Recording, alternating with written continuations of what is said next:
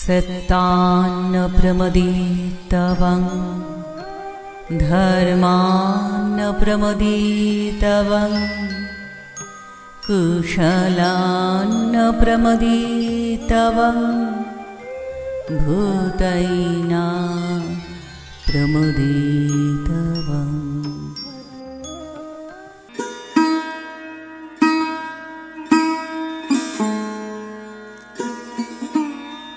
বাবা বললেন, এই হোক তোমার জীবনের মূল মন্ত্র।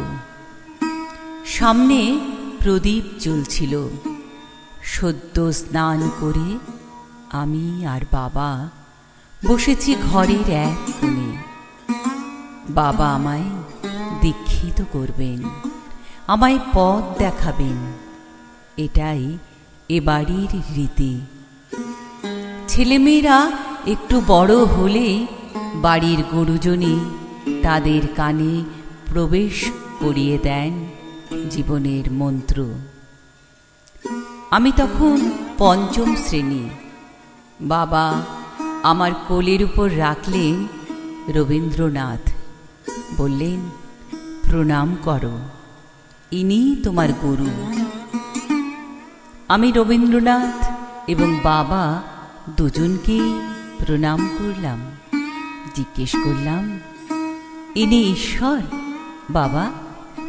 বাবা হাসলেন, বললেন, বড় হও, বুঝবে। আমি রবীন্দ্রনাথ পড়তে পড়তে, রবীন্দ্রনাথ শ্রদ্ধা করতে করতে নবম শ্রেণীতে যখন আমার পায়ের পাতায় বসন্তের ঢেউ লাগলো, কানের সামনে মুখ নামিয়ে সে গাইল, ভালোবাসি ভালোবাসি, এই সুরে কাছে দূরে জলে স্থলে বাজায় বাজায় বাঁশি, ভালোবাসি ভালোবাসি।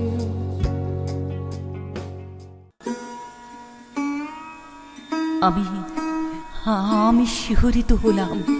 হে যে রবীন্দ্রনাথ, ইনি তো ঈশ্বর, ইনি তো আমার গুরু। আমি ছুটে গেলাম বাবার কাছে। বাবা, বাবা জানো, আজ কোকিল ডাকছিল। সেই সুরে আমি যে আমার রবীন্দ্রনাথকে পেলাম। কিন্তু তা কি করে হয়? উনি যে...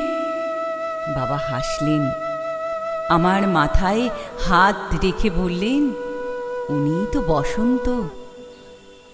তীর তীর করে উঠল আমার ঠোঁট। এই প্রথম আমি রবীন্দ্রনাথকে প্রেমিক ভাবলাম।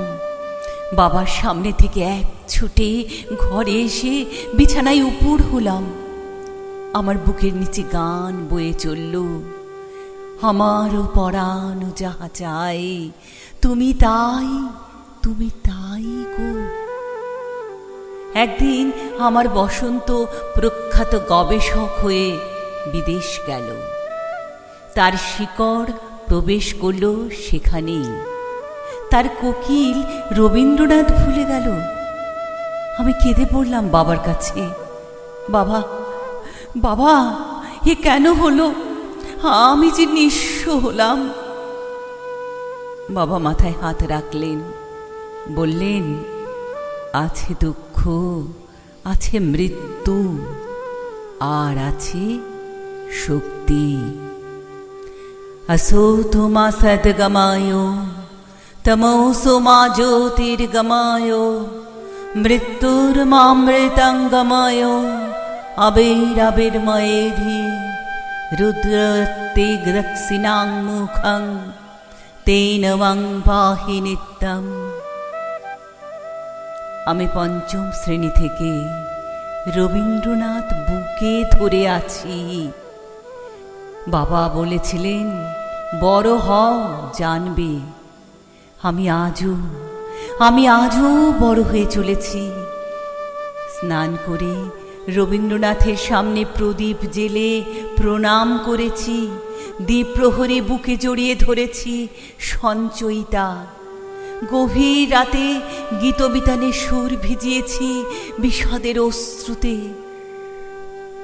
আমার বুকের গহনে সোনার তরী ভেসে যাচ্ছে আজও আজও।